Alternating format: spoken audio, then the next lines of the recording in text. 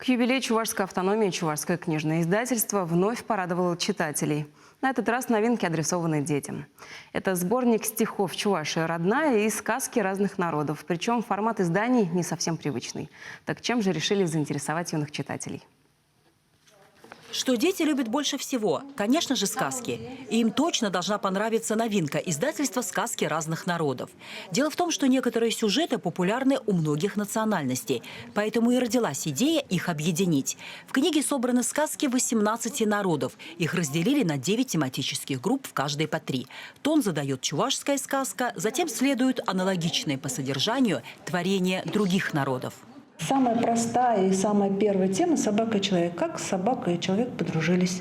Первая сказка чувашская, они коротенькие, удобные в этом смысле. Вторая – мордовская, а третья сказка – бурятская. И вот представьте, где находится Чувашия, Чувашская республика, и где живут буряты. У самого озера Байкал. То есть такие большие расстояния, а сюжет практически один, с небольшими изменениями. К подбору произведений подходили взвешенно, чтобы было не только интересно, но и познавательно. Это знакомство с нравами, бытом и традициями народа в увлекательной форме. Но сказка – это еще и повод задуматься и поразмышлять. А потому после прочтения ребятам предлагается выполнить тематические задания. К примеру, понять, что общего в мудрости, присущей разным народам, и какова же главная идея произведений, что называется побыть в роли ученых-фольклористов. Сами задания разбиты по уровням сложности, начиная от самых простых, доступных малышам. Безусловно, детей привлечет и яркое оформление. Каждую группу сказок притворяют оригинальные иллюстрации художника Станислава Юхтара. Их самобытный стиль и философский контекст уже успели оценить специалисты. Интерес, несомненно, вызовет и другое издание – сборник «Чувашия родная».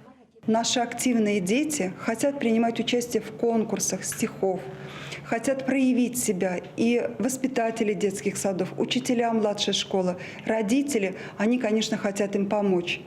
А мы, в свою очередь, подготовили для них вот такой сборник стихов. В этот сборник вошли лучшие стихи лучших чувашских авторов на русском и чувашском языках. Тираж сборника – 1000 экземпляров, но если он будет востребован, здесь готовы выпустить дополнительную партию. Обе книги изданы по госзаказу в рамках тематического плана социально значимой литературы, а потому и цены на них доступные. Лидия Галактионова, Марина Корягина, Екатерина Янгалакова. Вести Чувашия.